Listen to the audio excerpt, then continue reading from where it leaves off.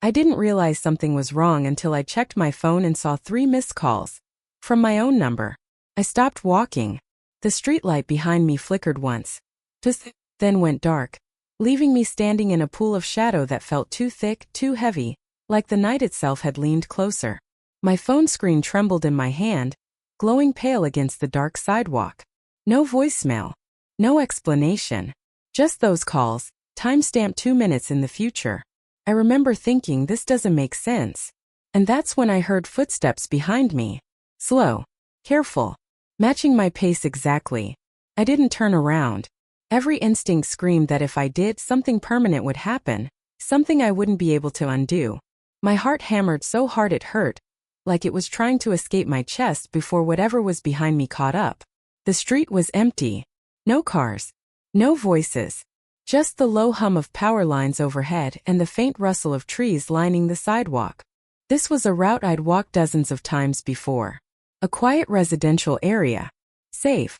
Familiar. But suddenly it felt wrong. Like the street had been copied poorly, every detail slightly off. The houses looked darker than usual, their windows black and reflective, as if they were watching me instead of the other way around. A porch swing creaked gently in the distance, though there was no wind. Somewhere far away, a dog barked once. Then stopped abruptly, cut off mid-sound. My phone vibrated again. Incoming call. My breath caught in my throat. I declined it. The footsteps stopped. I waited, counting my breaths. 1, 2, 3. Then my phone buzzed with a text message. Why did you stop? My blood ran cold. I hadn't told anyone I was walking. No one knew my route. No one could see me right now, at least no one should have been able to. My fingers felt numb as I typed back a single word. Who is this? The reply came instantly. You don't remember yet. That was when the streetlight ahead of me shut off, plunging the next block into darkness. Then the next one.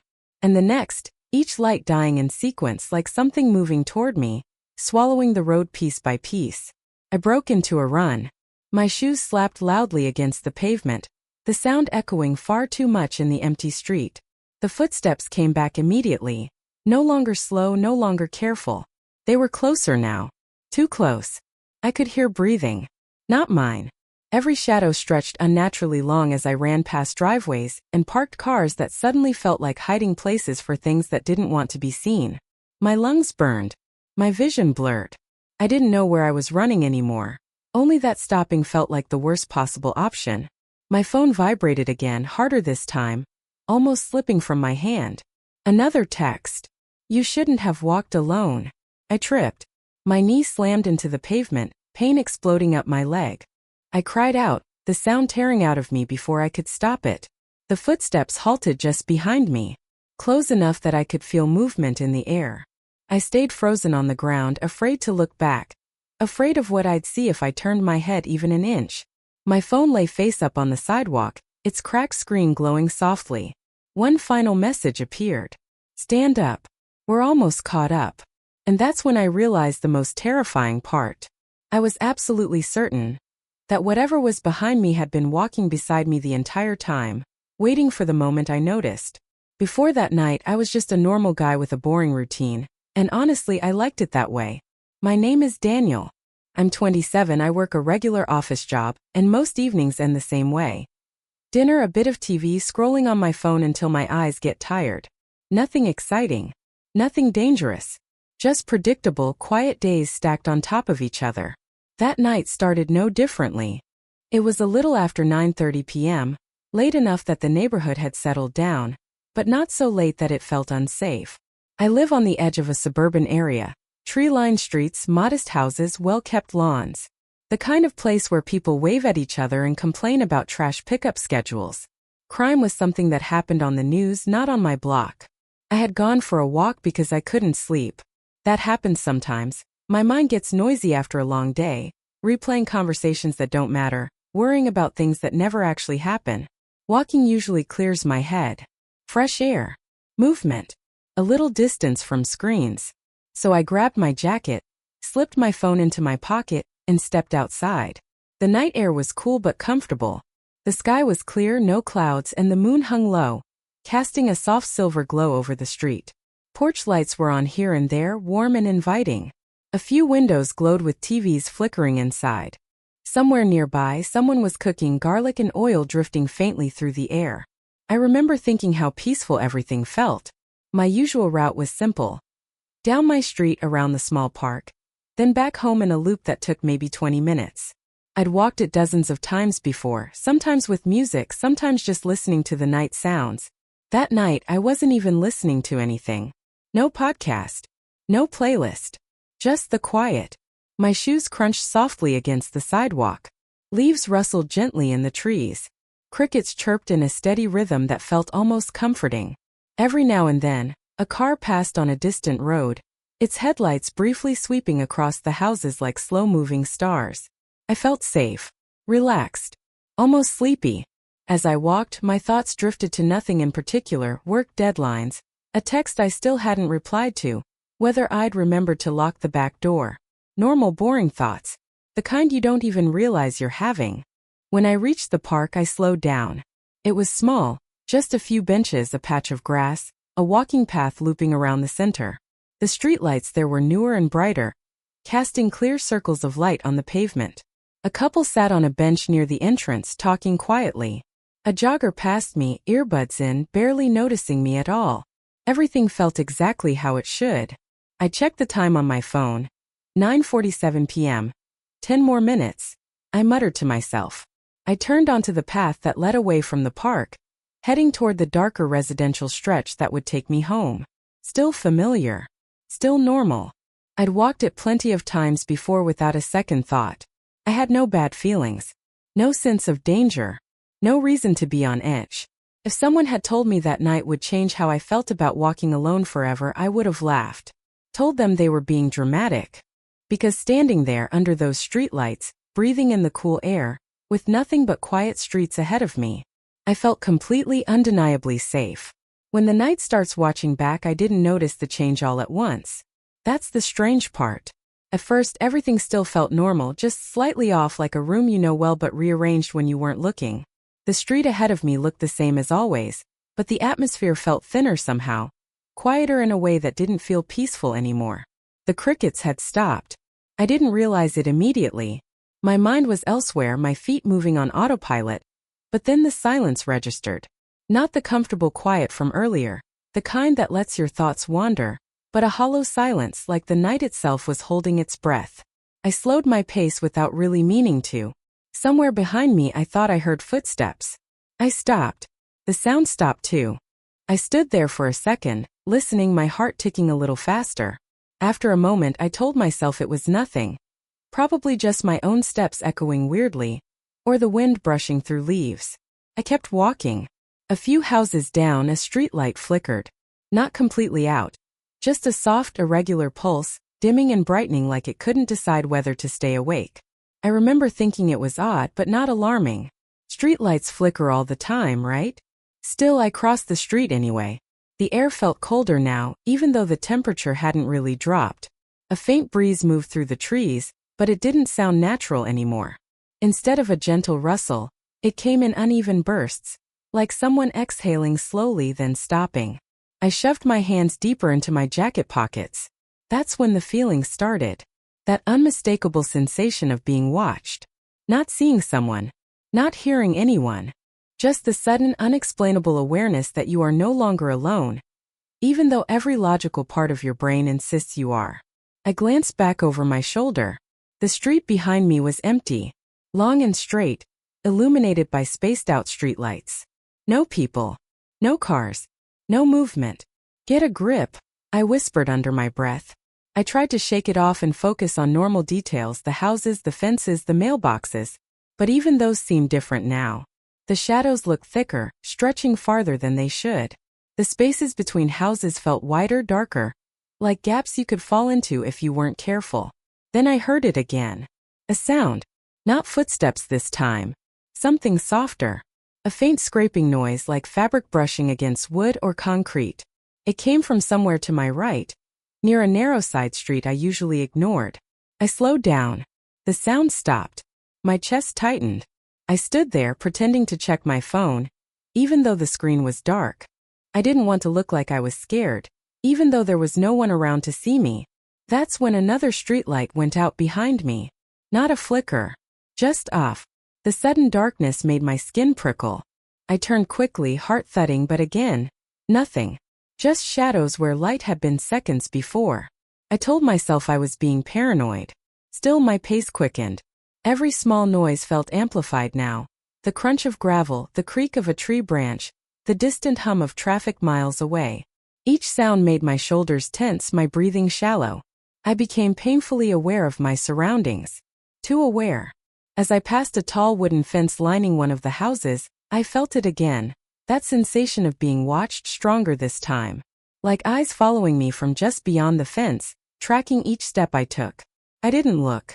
I don't know why, but something inside me screamed not to look. Instead, I focused straight ahead, telling myself I was almost home. Just a few more minutes. Just keep moving. But as I walked, I realized something else. Something subtle but deeply unsettling. The night didn't feel empty anymore. It felt crowded. Like something unseen had stepped closer, quietly, patiently, waiting for the moment I noticed it. When fear becomes real, I noticed the smell before I saw anything. It was sharp and wrong. Like damp earth mixed with something rotten. Something that didn't belong on a quiet residential street. It hit the back of my throat and made my stomach turn. I slowed down again, my instincts screaming now. No longer subtle whispers but loud, urgent warnings. That's when the atmosphere changed completely. The air felt heavy, thick. Each breath took more effort, like I was walking underwater. The normal night sounds didn't just fade. They vanished, leaving behind a crushing silence that pressed in on my ears until I could hear my own heartbeat. Then I saw the shadow. At first, I thought it was just another trick of the streetlight, one of those warped shapes created by trees and fences. But this shadow didn't behave like the others. It moved against the light, stretching unnaturally along the sidewalk ahead of me. And then it moved again. Slowly. Deliberately. My feet stopped, even though my brain was screaming at them to keep going. The shadow slid back, pulling itself closer to the narrow gap between two houses. I followed it with my eyes, my mouth dry, every muscle locked in place. A figure stepped forward. It wasn't fully in the light, just enough for me to see the outline. Too tall. Too thin. Its posture was wrong. Shoulders hunched at an angle that made my skin crawl. The streetlight caught part of its face for half a second, and that was enough. Its head was tilted slightly to one side, as if it were studying me, watching me. I couldn't make out clear features, just pale skin that looked stretched tight, and eyes that reflected the streetlight in a way human eyes shouldn't. There was no expression, no emotion, just stillness. Then it smiled. And that's when I knew. This wasn't someone out for a walk. This wasn't a drunk neighbor. This wasn't a coincidence. I was in danger. The figure took a step toward me. The sound it made wasn't a footstep. It was more like a dragging scrape, slow and intentional. The moment its foot touched the pavement, the streetlight above us flickered violently, bathing everything in stuttering flashes of light and shadow. My body finally reacted. I took a step back. Then another, my heart pounding so hard it hurt. My instincts were screaming now, run, run, run, but fear rooted me to the spot. The figure tilted its head again, as if confused by my hesitation, as if deciding something. Then it moved faster. Not a sprint, something worse. A smooth, unnatural glide that closed the distance far too quickly. The smell intensified, making my eyes water. That was it. I turned and ran. Adrenaline exploded through my body, drowning out every thought except one. Get away. My footsteps slammed against the pavement, loud and frantic, echoing down the empty street. Behind me I heard it. Not footsteps. Breathing. Low. Wet. Too close. I risked a glance over my shoulder, and immediately regretted it. The figure was right there, closer than it should have been, its limbs bending at impossible angles as it followed me. Its mouth was open now, wider than any human jaw. But no sound came from it. Just that awful rasping breath. Panic surged through me like electricity. I realized then how badly I'd misjudged the night. How wrong I'd been to think I was safe. Whatever this thing was, it had been watching me long before I noticed it. Waiting. And now that it had revealed itself, it had no intention of letting me walk away. Run. Hide. Don't look back. I don't remember deciding where to run. My body took over completely, instincts hijacking every rational thought. I bolted down the street, lungs burning almost instantly, legs pumping as hard as they could. The sound of my own breathing was loud and ragged in my ears, drowning out everything else. Except it. That wet, uneven breathing was still behind me. Too close. I turned the first corner I reached without slowing down, nearly slipping on loose gravel. Pain shot up my ankle, but I didn't stop. I couldn't. The street I'd turned onto was darker, narrower, with trees arching overhead like claws. The streetlights here were farther apart, leaving long stretches of shadow between them. Bad choice. I sprinted through one of those dark gaps and felt something rush past my shoulder. Cold air inches from my skin. I screamed, the sound tearing out of me before I could stop it, and stumbled forward. It missed me. Barely. I cut through a side yard, ignoring the sting of branches slapping my face, my jacket snagging on a fence. I yanked myself free, fabric ripping loudly, and that's when I heard it right behind me. Closer than ever. I didn't dare look. I could feel it now, the pressure of its presence, like standing too close to a generator humming with energy. My vision tunneled. My legs felt heavy, like they might give out at any second. Ahead of me, I spotted an open garage. The light inside was on. I didn't think. I swerved toward it, leaping over the low curb and diving inside, crashing into a stack of cardboard boxes. They collapsed around me, spilling tools and junk across the concrete floor. I scrambled to my feet and slammed the garage door button. The motor groaned. Slow. Too slow. The door started to descend, inch by agonizing inch. I backed deeper into the garage, my heart trying to beat its way out of my chest. Then I saw it. A shadow slid across the concrete just outside the door, long, distorted, reaching. Fingers, too many of them, curled under the lowering door, scraping against the floor. I screamed again, my voice cracking. The fingers twitched, flexed, and then the door hit them. There was a sound I'll never forget. Not a scream, not a growl, just a sharp, violent hiss, like air being forced through something that shouldn't be hollow. The fingers withdrew. The door slammed shut with a metallic bang. Silence. I collapsed against the wall, sliding down until I was sitting on the cold concrete, shaking uncontrollably. My whole body felt like it was buzzing, adrenaline still flooding my veins. I listened. Seconds passed. Then a minute. Nothing. No scratching. No breathing. No movement. I waited longer, terrified that the moment I relaxed, it would start again. My phone was still in my pocket, but my hands were shaking too badly to unlock it. I pressed my palm over my mouth, trying to keep my breathing quiet, trying not to make a sound. Finally, after what felt like forever, I forced myself to stand. I crept toward the small window at the back of the garage and peeked outside. The street was empty. Too empty. No sign of the thing. No shadow. No movement. Just still houses and dark sidewalks, like nothing had happened at all. I didn't wait any longer. I slipped out through the back door of the garage and ran again. This time straight home, not stopping, not slowing, not looking back once. I didn't feel safe until I slammed my front door shut and locked it. Even then, I wasn't sure I was alone. Temporary safety. Lingering doubt. I didn't sleep that night. I sat on my couch with every light in the apartment turned on. Knees pulled to my chest, front door locked, chain secured, and my phone clutched so tightly my fingers went numb. The normal sounds of my place, the hum of the refrigerator, the faint tick of the wall clock, felt too loud, too sharp, like they were trying to remind me that I was still here. Alive. That thought didn't comfort me the way it should have. Outside, the world went on as if nothing had happened. Cars passed. Somewhere a dog barked. A neighbor laughed on their porch. The normalcy felt wrong, like a set piece hastily rebuilt after something violent had torn through it. I kept expecting to hear that breathing again. I kept expecting the lights to flicker. They didn't.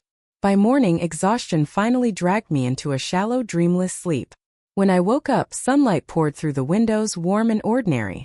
For a moment, I wondered if the whole thing had been a panic episode, my mind spiraling late at night, fear feeding on itself. Then I saw the dirt on my shoes, the rip in my jacket, the scrape on my forearm still red and sore. I called the police. They arrived quickly, polite but skeptical, the way people get when they're already deciding what your explanation will sound like to them later. I walked them through everything, where I'd been, what I'd heard, how it followed me, the garage, the fingers under the door. They took notes. They asked calm questions. Then they checked the area. No marks on the street.